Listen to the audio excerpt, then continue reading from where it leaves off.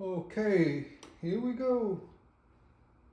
We're gonna clear up all that confusion and silliness about dipping your tip in your flux.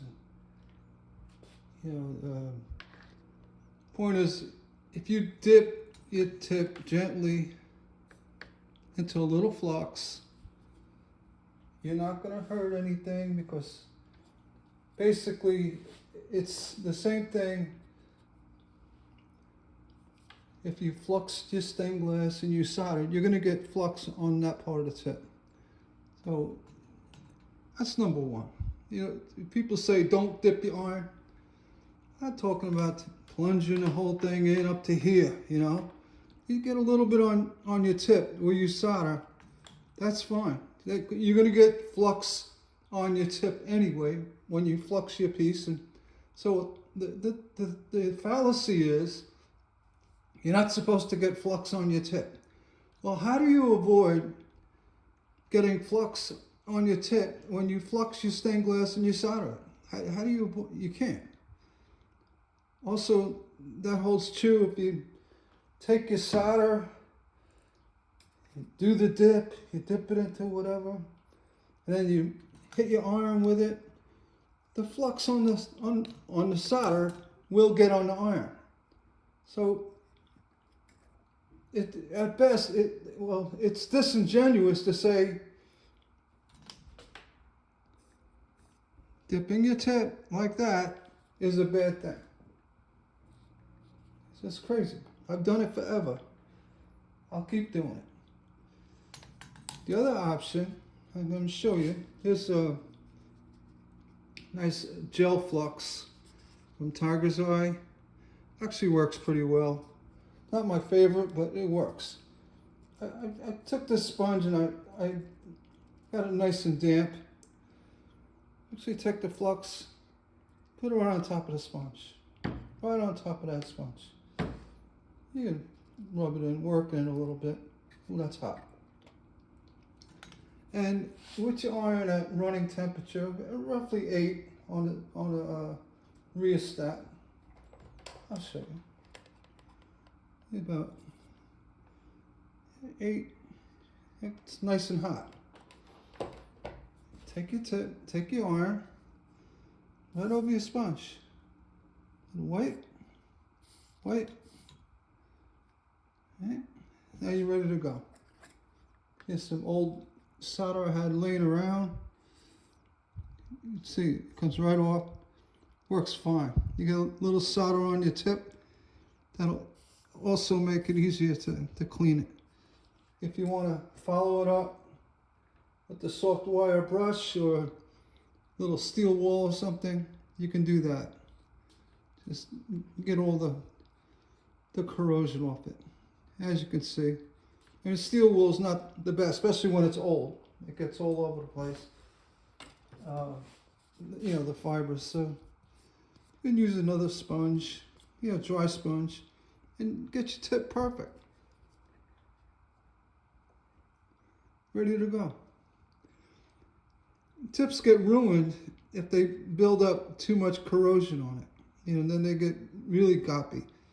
So you want to always, as you're soldering, you can dip, your solder and do it like that. That works good too. Keeps the tip nice and clean.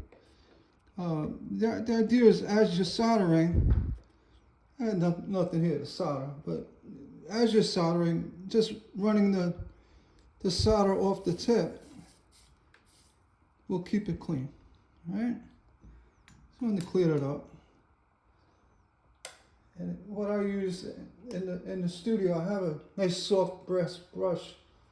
I left it outside, but you can use a soft brush, just nothing hard or bristly. Even those brass spongy things, it may be a little too aggressive. I use a real soft one. Keeps the nickel plating, in good shape. You want it nice and smooth. All right, I just wanted to do a quick video today on that, and Again, dipping your solder, and when you solder your stained glass, it's all the same. You're gonna get the flux on the tip, right? You're better off with a non-zinc chloride flux because zinc chloride will dissolve your tip faster. I also use an old sardine can to lay my iron down. Works really well. Instead of this, I brought this in to show you the sponge thing. But typically, I just dip, and wipe it off with the brass brush. Nothing wrong with that. Nothing at all. Especially if you use a natural flux like a Glass Pro or oleic acid or non-zinc chloride. This Tiger's Eye has zinc chloride in it, but it doesn't seem to be that aggressive.